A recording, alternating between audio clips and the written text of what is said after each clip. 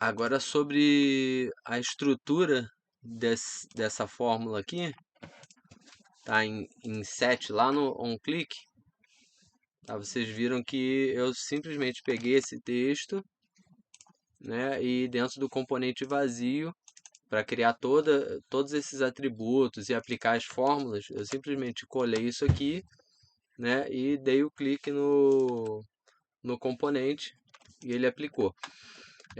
Inclusive a gente consegue zerar o componente, por exemplo, eu botei a fórmula ali de novo, tá vendo? Dei um clique aqui e eu consegui zerar o componente como ele estava antes, para as fórmulas originais, e ele voltou ao ponto zero da criação do componente.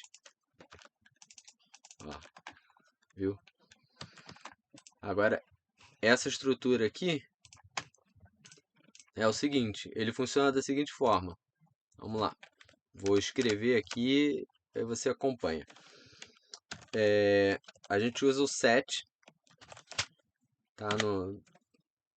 Na sintaxe dele normal aqui, a gente tem aqui um atributo e aqui os atributos que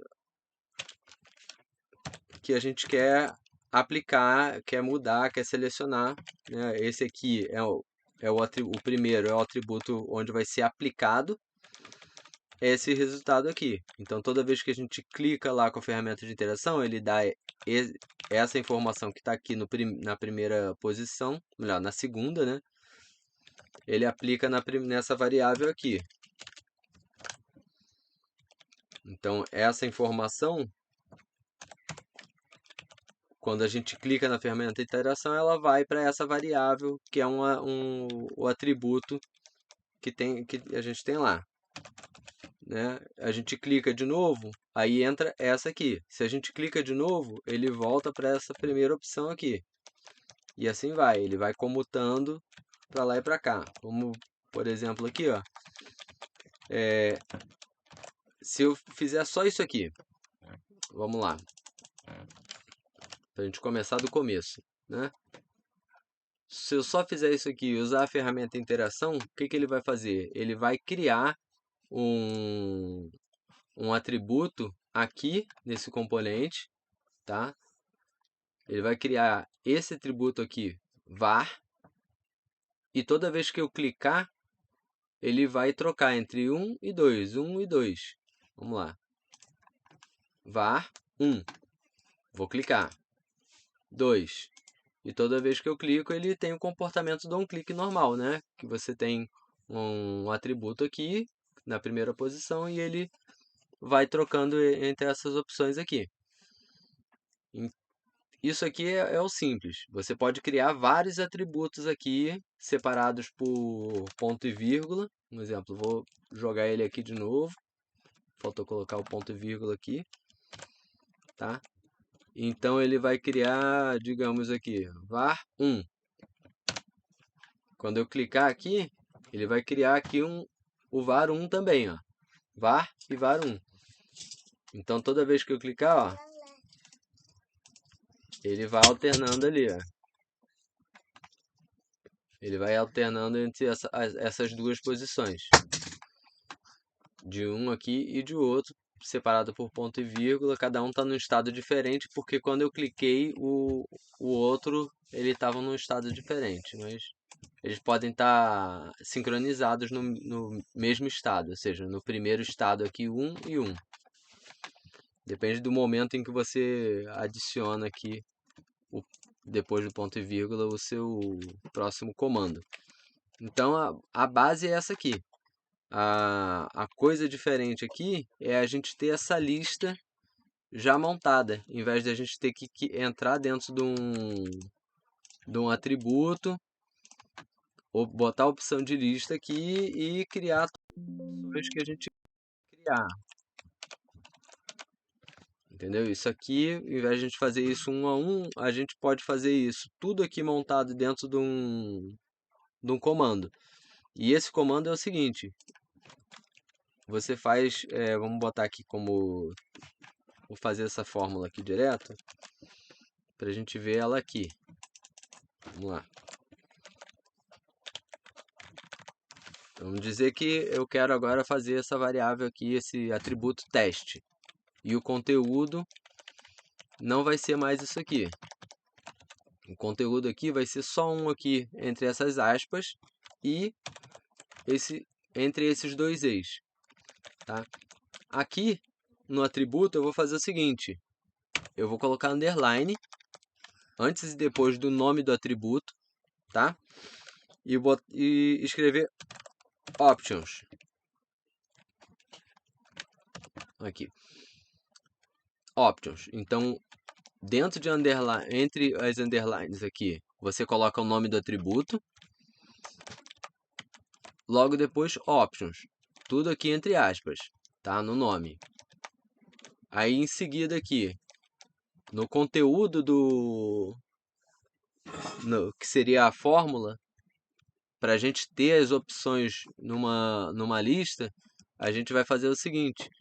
Vai colocar opção 1, né, e a sua referência lá interna.